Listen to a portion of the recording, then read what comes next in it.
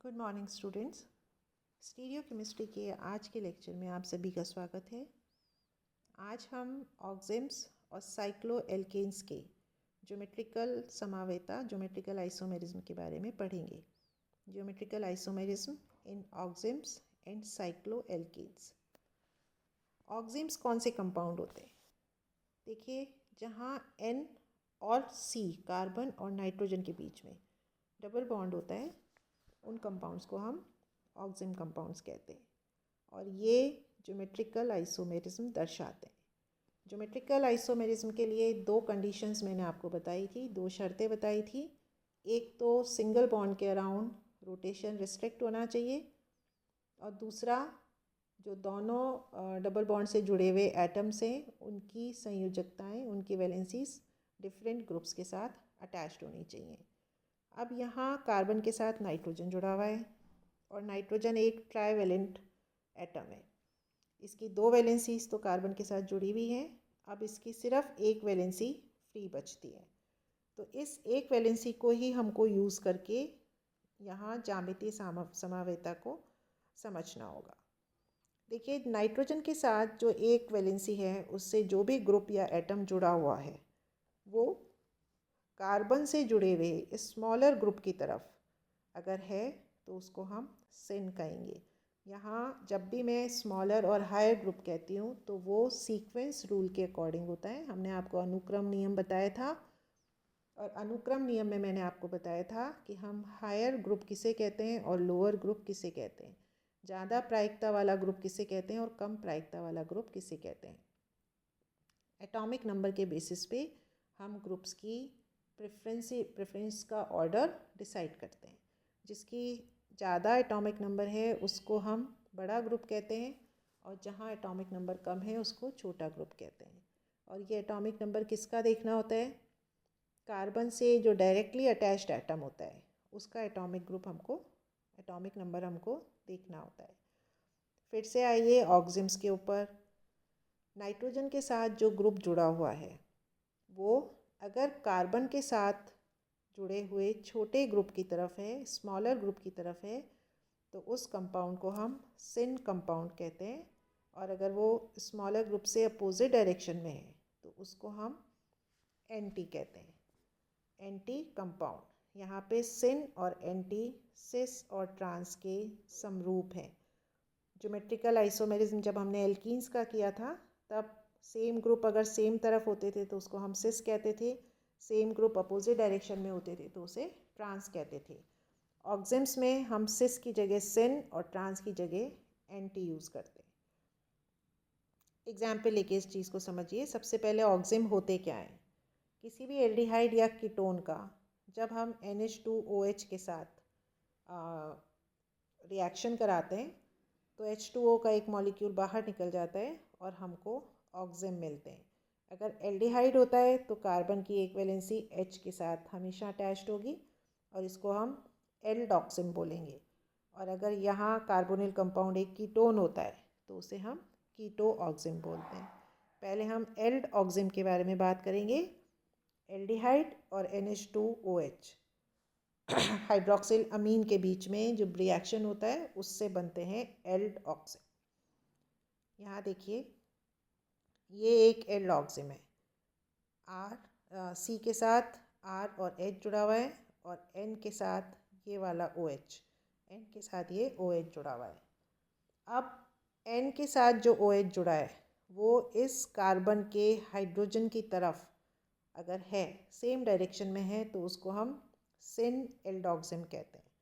और नाइट्रोजन के साथ जो OH जुड़ा है वो इस कार्बन के हाइड्रोजन से छोटे ग्रुप से अगर अपोजिट डायरेक्शन में है तो उसको हम एंटी रूप कहते हैं, एंटी एल्डॉक्सिम कहते हैं।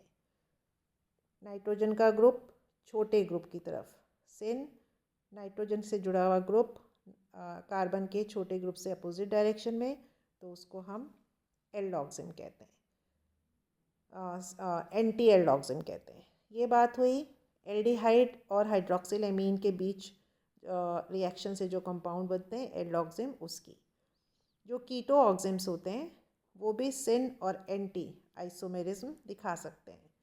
यहाँ पे जो कीटोन है रिएक्शन में, जिस कीटोन ने पार्टिसिपेट किया वो इस तरह का होना चाहिए कि उसके दोनों एल्काइल ग्रुप डिफरेंट हों। इसको हम मिक्स्ड कीटोन कहते हैं, मिश्रित कीटोन कहते हैं। जब मिश्रित कीटोन किसी हाइड्रोक्सिल एमीन के साथ रिएक्शन करता है तो जो कीटो ऑक्सिम बनता है वो सिन और एंटी आइसोमेरिज्म दिखा सकता है। यहाँ सिन और एंटी का डिसीजन कैसे होगा?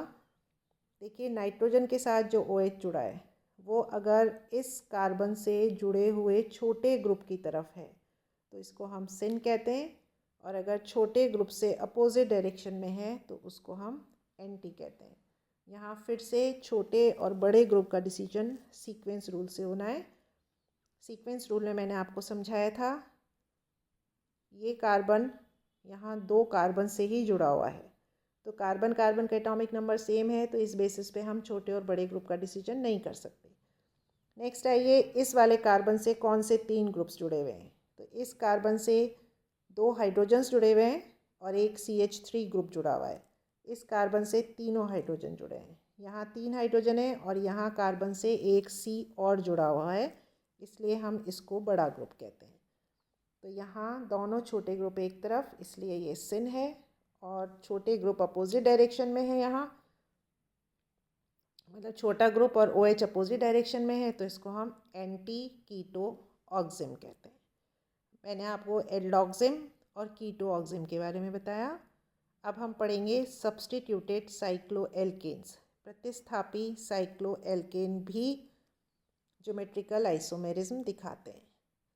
ज्योमेट्रिकल आइसोमेरिज्म के लिए जो पहली शर्त थी, सिंगल बॉन्ड के अराउंड रोटेशन रेस्ट्रिक्ट होना चाहिए।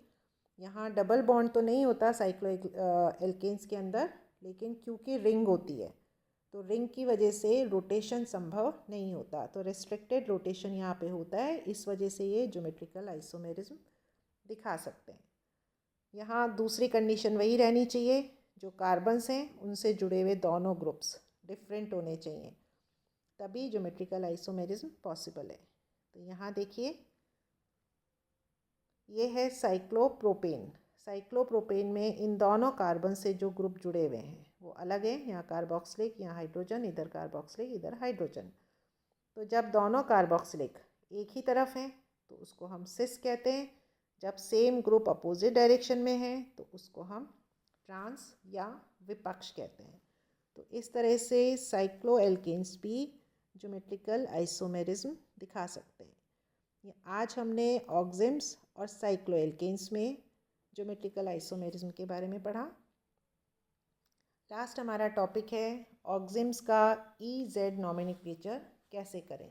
अभी हमने सिन और एंटी किया था, पर जो IUPAC सिस्टम है उसके अकॉर्डिंग हमको नॉमेनक्लेचर E और Z सिस्टम से करना है।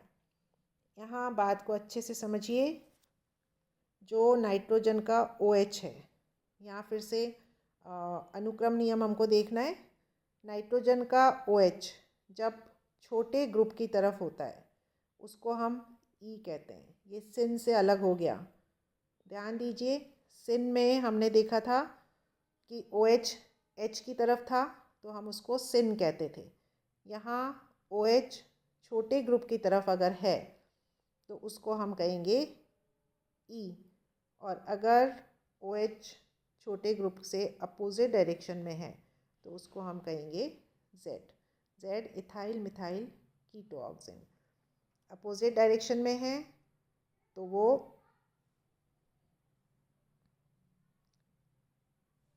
देखिए OH group attach to nitrogen and more preferred group.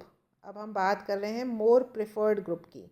अगर मोर प्रिफर्ड ग्रुप सेम डायरेक्शन में है तो वो Z है, और अगर मोर प्रिफर्ड ग्रुप मीन्स बड़ा ग्रुप अपोजिट डायरेक्शन में है तो उसको हम कहते हैं E। यहाँ जो मोर प्रिफर्ड ग्रुप है CH3 वो OH के अपोजिट डायरेक्शन में है, इसलिए ये E है। मतलब छोटा ग्रुप सेम डायरेक्शन में, बड़ा ग्रुप अपोजिट डायरेक्शन में। यहाँ जो मोर प्रिफर्ड ग्रुप है C2H5 वो OH की डायरेक्शन में है, इसलिए ये होगा Z।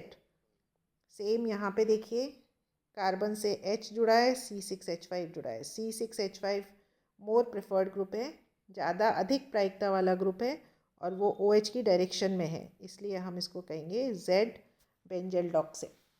तो इस तरह से EZ नॉमिनिक्लेचर हम ऑक्जिम्स में भी कर सकते हैं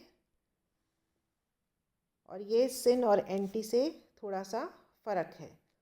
आज हमने ऑक्जिम्स और साइक्लोएल्केन्स के ज्योमेट्रिकल आइसोमेरिज्म के बारे में पढ़ा और ऑक्जिम्स का EZ नॉमिनिक्लेचर पढ़ा। Thank you.